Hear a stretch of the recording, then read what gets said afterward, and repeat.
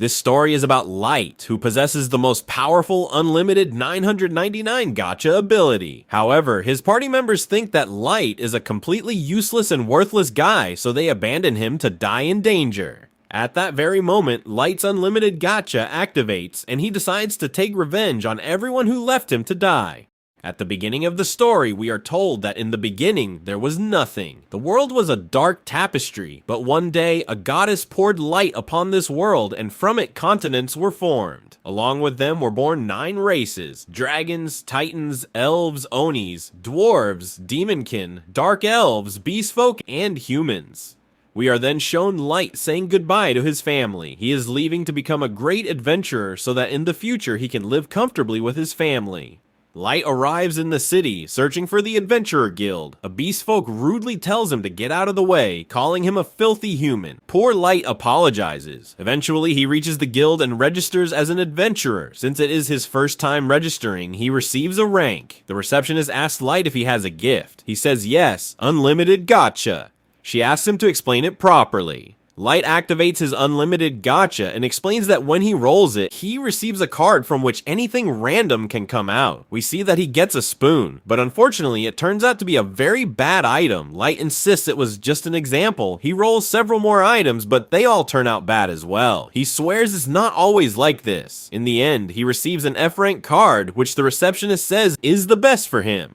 Light asks if there is any job he can take immediately. She tells him that the easiest jobs are posted on the bulletin board. However, Light cannot read very well, and the receptionist realizes this because the literacy rate among humans is quite low. She reads out some jobs for him: firewood gathering, soil hauling, and turf cutting. She tells him the payment won't be much. Light says he has no problem with that. We then see Light doing various small jobs and earning some money after working all day. He hopes that maybe he could get some food from the gacha so he could save money. At that moment, some beastfolk are staring at him with bad intentions. As Light walks, he accidentally bumps into one of them and falls. The beastfolk insults him and blames him for dirtying his clothes, demanding payment. They take all the money Light worked so hard to earn. Light begs for it back, saying he won't be able to spend the night anywhere without it. Instead, one of them kicks him into the mud and leaves, saying he's lucky they took only that much. The people around don't care at all. Instead, they call Light trash. Suddenly, a girl offers her hand to help him up. Light accidentally touches her hand and quickly apologizes because his hands are covered in mud. The girl turns out to be an elf, and she is accompanied by members of other races. She tells him not to worry and that she won't hurt him. The elf kneels down and hugs Light. He feels like he might be dreaming, but she assures him it's real. Light learns that they belong to a party called the Union of Tribes, a group consisting of members from all the different races. From the beastfolk is Gaurav, from the elves Sasha, from the dragon race Drago, from the demonkin Diablo, from the oni race Oboro, from the dwarves Nano, from the dark elves Cyan, and from the centaurs Sator. They were only missing a human member to make their party perfect, and they want Light to join them. Shocked but happy, Light agrees. Several days later, we see them inside the Abyss, which is a very dangerous place. A monster attacks Light, but Drago quickly kills the snake and saves him. Another snake approaches from behind, but Sasha shoots it with an arrow and eliminates it. She tells Light not to go to the front lines because the Abyss is the most difficult dungeon in the world, and if he gets hit, he could die. Light apologizes, and Sasha checks to see if he is hurt. Others tease her, saying she cares a lot about Light and asking if she has fallen in love with him. She denies it, saying she just doesn't want to lose a party member. Light feels useless, thinking he's not contributing at all. But Drago tells him not to worry because he really likes the tea Light makes. That makes Light feel a little better. As they go deeper into the Abyss, they finally reveal their true colors. Light offers to make tea during a break. Drago approaches him and tells him there's no need for that. He says he is removing Light from the party. Light is confused and asks what he means. Drago repeats that he is kicking him out. Light asks why and what he did wrong. They tell him he is useless to them. They mock him, saying he is too stupid to understand. They insult humans and say they are finally free from this burden. Light asks if this is some kind of prank. They reply that they don't have time for pranks. They explain that there was a reason they brought him this far and added him to the party. Light asks if it is related to his gift, Unlimited Gacha. They say their superiors noticed his gift and thought that perhaps he could be a maestro. That is why the Court of Tribes was invited to keep an eye on you. But this makes no sense. You already know that my unlimited gacha is nothing. It's just a worthless gift. It doesn't do anything. Yes, your gift is useless, and you only have the stats of an ordinary human. That's why the big wings have already decided that you cannot be a maestro. This means you are now just dead weight for us. Honestly, it would have been better if the top brass had decided this sooner. I'm actually relieved now. Even if he had possessed even a decent level of master blood, I might have been forced to marry him, but marrying someone from such a low human race, just thinking about it scares me. I'm so glad I'm saved. Maestro, top brass, what are you even talking about? You've already said too much, but it doesn't matter now because this chick is about to die anyway. Kill him before other adventurers arrive. Hearing this, Light panics badly. We were ordered that if even the slightest possibility appeared within you, you must not be left alive. Gorov attacks Light, injuring his face. Terrified, Light tries to run, but Sasha shoots an arrow into his leg, causing him to fall. He is in extreme pain. I enjoy hunting humans for this very reason. Their crying sounds like sweet music to my ears. Gorov kicks Light again and keeps kicking him repeatedly. Isn't this enough? The fun has only just begun. We've already agreed on the story that he died from a surprise monster attack, so instead of injuring him more, just finish him. Gaurav moves in to kill Light. Light crawls forward desperately, saying he doesn't want to die. Stop struggling, you fool. In his mind, Light wonders why this is happening to him. Why does he have to die? He never did anything wrong. I want to live. Suddenly, unknowingly, Light creates a transportation trap portal beneath him. Gaurav notices it immediately and rushes to attack, but Light is teleported away. We then see Light somewhere else within the same dungeon. I survived. I created a transportation portal that must have teleported me somewhere within the abyss. But what's the point? As soon as a monster comes, I'll be killed. Light thinks about his mom, dad, and siblings. He doesn't understand why this is happening to him. He never harmed anyone. He never did anything wrong. They treated me so well at first. I appreciated them. I respected them. I trusted them. I was so happy, but it was all a lie. They tricked me, brought me into this dangerous place, and tried to kill me. And what is this, Maestro? Someone gave them orders, which is why they tried to kill me. I will kill them all. Every single one of them will pay. I swear I will eliminate each and every one of them.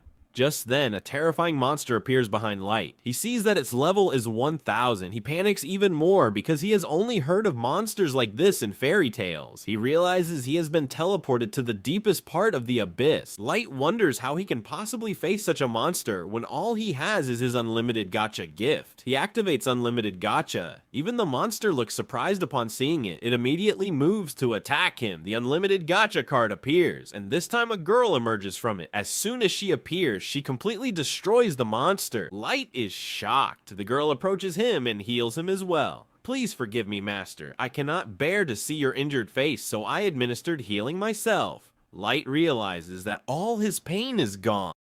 When he asks her about herself, he learns that she came from a super ultra rare card called the Ever-Seeking Maid. She is absolutely loyal to Light and her level is 999. Light is stunned and can hardly believe it. How is this even possible? My unlimited gacha is basically worthless. It's impossible for someone as incredible as you to come from it. Master, I am a maid, but you may call me May. At first, Light feels awkward calling her by name directly, but he notices that she doesn't like being addressed too formally. So he calls her May, which makes her very happy, and she thanks her master. Master, may I make one more request? Yes. Tell me, may I use my appraisal skill to examine the details of your unlimited gacha?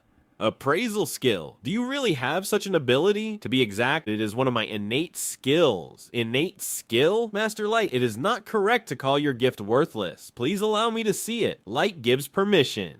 May activates her appraisal skill and discovers that her Master Light possesses incredible stats. She explains that his abilities are hidden behind a heavy layer. Low-level individuals cannot see them at all. Only high-level beings like May can view his details. Master Light, your unlimited gacha is nowhere near worthless. What do you mean by that? May explains that Light's unlimited gacha gift can be rolled an unlimited number of times. The rarity of the cards that are rolled depends on the surrounding mana density. The rarity starts from the top, such as extra, then super ultra rare, triple S rare, double S rare, rare, normal, and error. Light does not understand what surrounding mana density means. May explains that mana flows everywhere in this world, but the mana density on the surface is low. That means the chances of a super ultra rare card like her appearing on the surface are almost zero. However, in the depths of the dungeon, mana is extremely dense. Therefore, whatever Light rolls here has a much better chance of being a rare card. Mei thinks her master must be very intelligent to have come here and rolled his cards so that he could use the full potential of his unlimited gacha.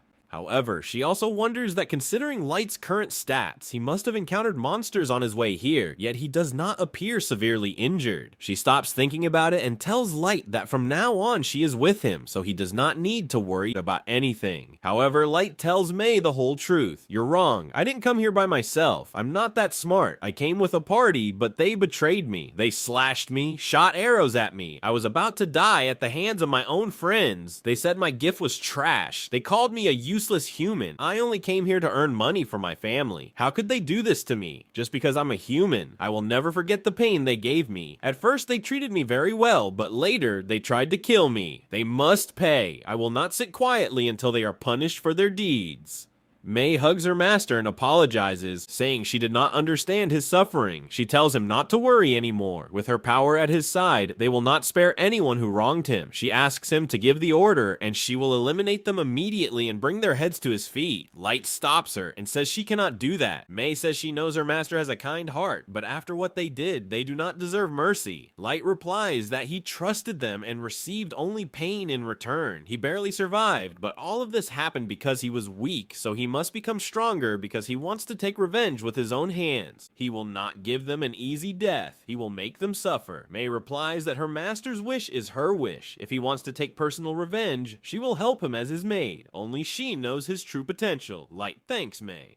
After that, Light once again rolls his unlimited gacha in the abyss. Now he plans to build a kingdom here that will stand with him on his path of revenge. The story then jumps 3 years later. In the abyss, Light has built his entire kingdom. We see that he now has many maids, although none are as powerful as Mei. They are all lower level. We also see normal people living there. Light has completely changed the map of the abyss, and now he is its king. The normal people there tell Light their daily problems, which he solves, and because of that, they love him deeply. We learn that besides Mei, who is level 999, Light has 3 other level 999 members. One of them is Oki, whose job is to scout throughout the abyss and check for any trouble. Being level 999, she is extremely powerful and mainly a tamer who can tame even the most dangerous monsters in the abyss. Then there is Eli, a magician who can create new spells. She is developing very dangerous magic spells for Light's upcoming plans. The third is Najuna, who seems a bit dumb, but in close combat, she is extremely powerful. For now, her main job is patrolling. Along with them, Light also has a male level 999 member named Jack. Jack complains that he is tired of waiting for Light. Mei scolds him, telling him to address Master Light properly. Light says it is fine because he sees Jack as an older brother, but Mei is still annoyed that Jack speaks to Light so casually. It is time for Light and Jack to train together, so they move to the training area. The training begins, and Light quickly moves forward and lands a punch on Jack, pushing him slightly back. Jack tells him to take it easy and says it is lucky he is known as Iron Blood Barricade, because if that punch had landed on anyone else, it would have been over for them. They continue exchanging punches in an intense training session. After that, we see Najuna on patrol, and as she moves forward, 4 normal level maids appear in front of her. The 4 of them start buttering up Najuna, praising how well their queen does her job and how much she does for their protection.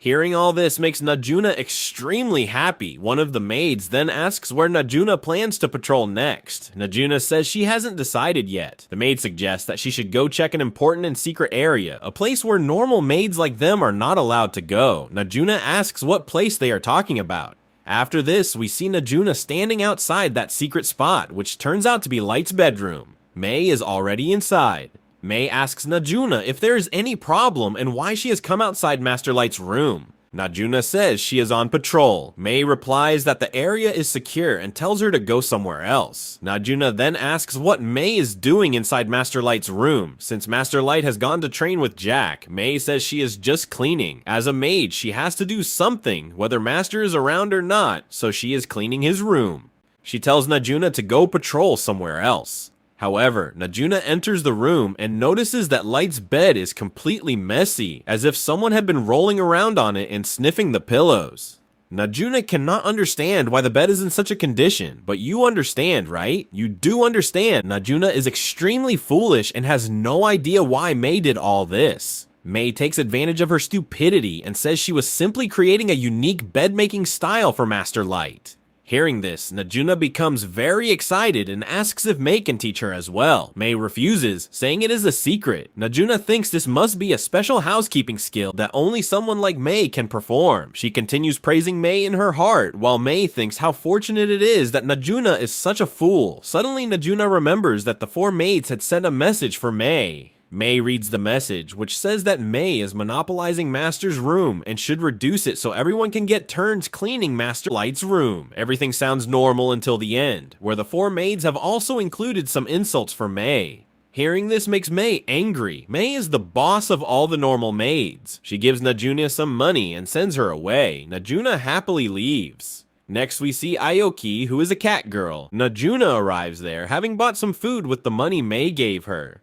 Najuna asks Aoki what she is doing there, and whether her task of going to the surface to observe things is complete. Aoki just keeps saying meow meow, which Najuna cannot understand at all. Najuna wonders how Master Light manages to understand Aoki's meowing. However, we see that Aoki can speak normally as well. She tells Najuna that she has finished scouting the part of the map Mei assigned her to check and found no threats. She has come to give her report. After some time, we see Najuna entering the throne room to check on it. She feels a little sad because she has been working since morning and hasn't seen Master Light even once today. She clings to the throne and says that Master looks so cool when he sits on it.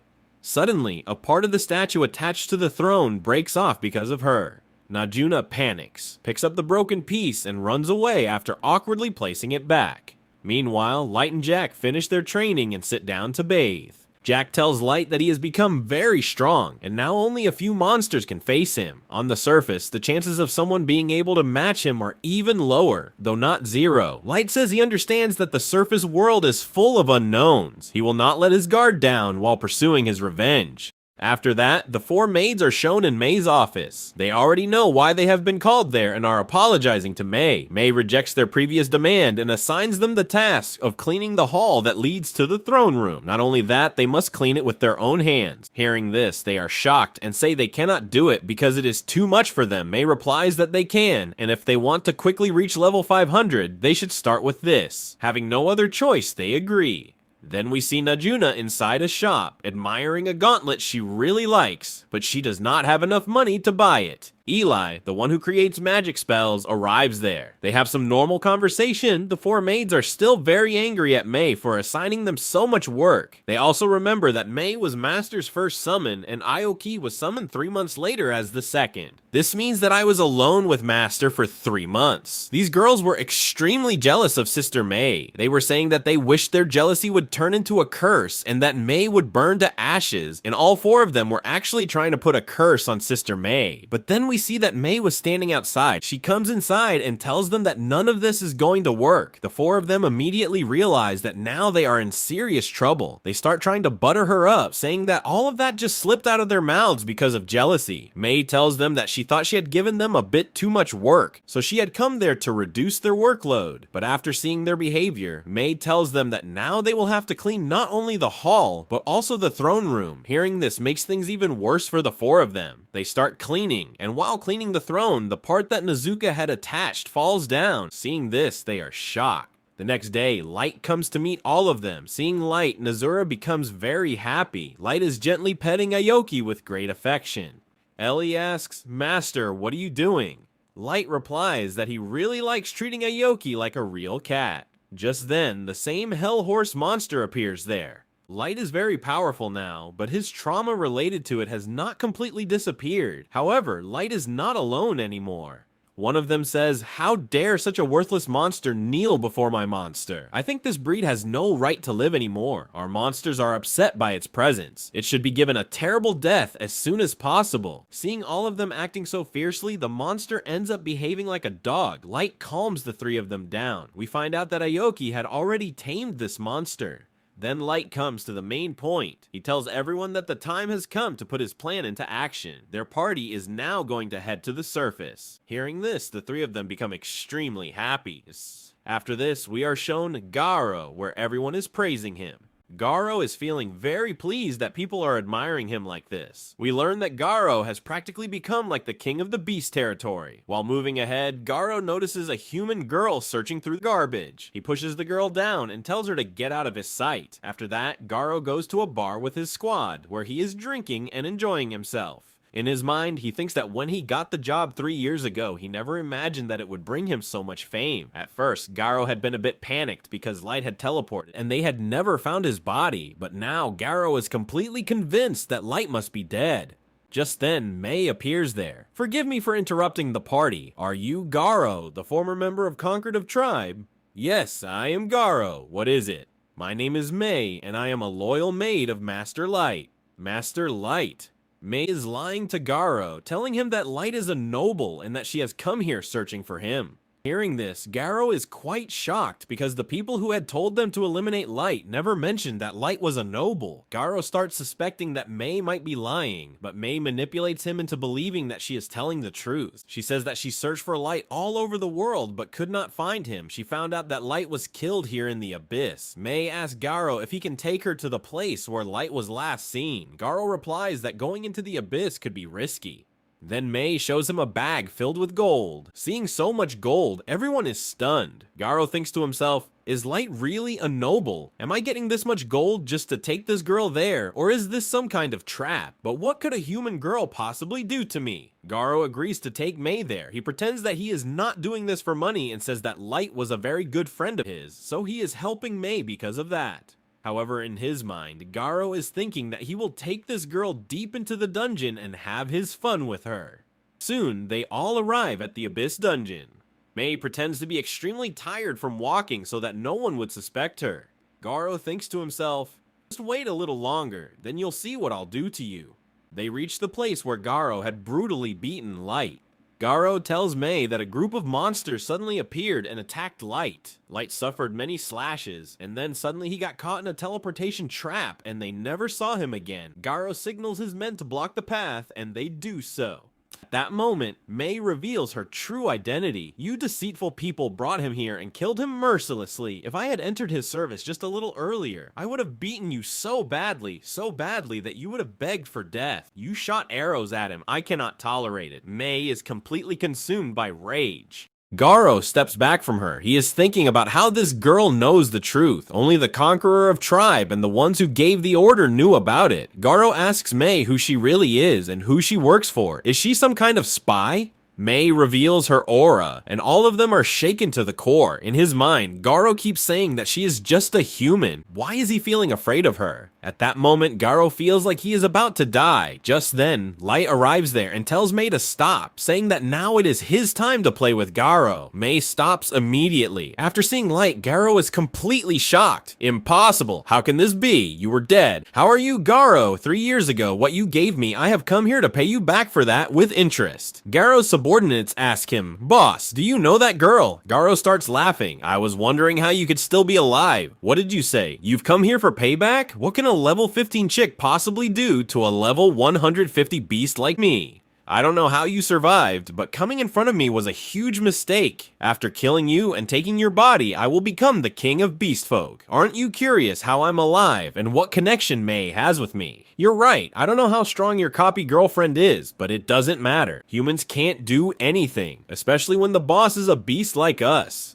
All my men are above level 130. Together we will crush you here. You are nothing but an ordinary human with a worthless gift. I can say with confidence that you survived only because of luck and because of this girl. Light replies, yes, you're not entirely wrong. Garo sends 2 of his beasts to attack Light, but May moves at incredible speed and cuts off their heads instantly, finishing them on the spot. Anyone who tries to threaten my master will not survive. I will cut them all down. Light thanks May and tells her to block the exit. May goes and blocks the exit. The beast folks start panicking. Garo shouts at them not to be afraid and says it is just some secret trick. That useless human cannot defeat them with tricks. Light says, Garo, you still haven't changed at all. You consider humans extremely weak. Have you ever considered yourself weak? Garo replies, yes, humans are losers. They only have a tiny amount of mana. Your levels are trash. Look at what a real level looks like. Garo shows that his current level is 158. He claims that in the food chain he stands far above humans, so it is impossible for a human to defeat him.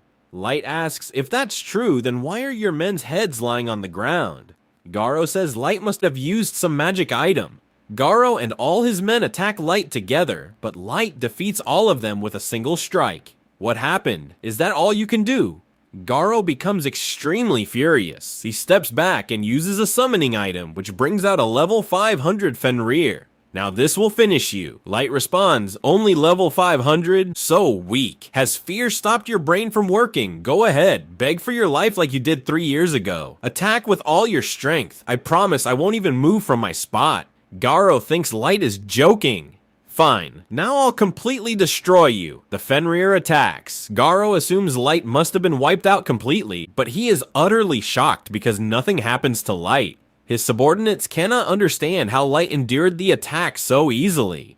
He endured a level 500 monster's attack without any trouble. Light then says, now it's my turn. He activates his level 9000 ultra rare card, which summons a level 9000 God Wolf Fenrir. Everyone present is beyond shocked after seeing the God Wolf Fenrir. Light gives the order. The God Wolf releases a slight breath, which freezes Garo's summoned Fenrir from the side. The ice shatters, and Garo's summoned beast is destroyed instantly. Seeing this, everyone is extremely stunned. You have a monster that destroyed my Fenrir with just a touch? Light replies that honestly, he himself could have easily defeated that level 500 magic beast. Now watch carefully. Light reveals his level, which is 999.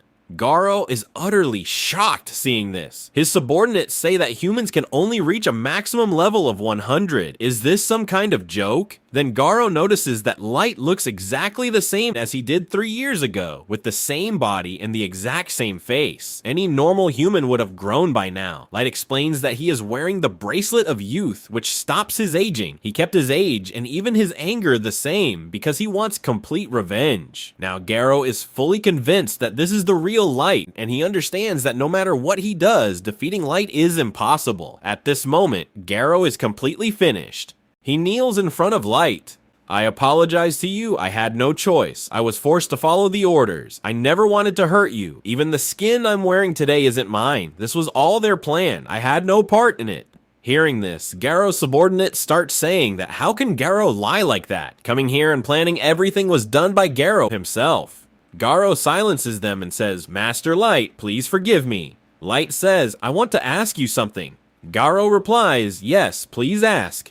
Light asks him to tell everything he knows about the Maestro. Garo says that the ones who gave them the order only told them to find the Maestro. Light asks why the government is so desperate to find the Maestro. Garo says he doesn't know. Light then asks why they tried to kill him when they found out he was not the Maestro. Garo again says he doesn't know and insists he is telling the truth. Light asks his subordinates if they know anything, and they say yes, they do. But at that moment, May eliminates all of them. May has an appraiser skill, and if anyone lies, she can instantly tell. She had already seen that they were lying, so she killed them all. Garo panics even more. Light tells Garo that he has more questions for him. He asks, after seeing our power, if we start a war against the surface world, who do you think would win? Don't even try to lie. May is using eyes of truth right now. She can see whether you're lying or telling the truth. Garo becomes terrified. He says that Light has great power, and he believes the battle would be in Light's favor. But no matter how high his level is, he is still just one person. Many nations in this world have been collecting weapons, armor, and special items for years. If they all stand against him, he might face some difficulty. Light says that is exactly what he thought. He says he has more questions, but first they will teleport from there. Light teleports Garo to his kingdom. Garo is stunned after seeing Light's army. Light sits on his throne and tells everyone to show their status. Light has extremely high-level magic beasts and humans with ultra-rare cards of different levels, all incredibly powerful. Along with that, he has an entire knight army of level 1000 and 10,500, and also 4 level 999 humans. Light tells Garo that in the past 3 years he built this entire force. Seeing all this, Garo is beyond shocked. His eyes remain wide open.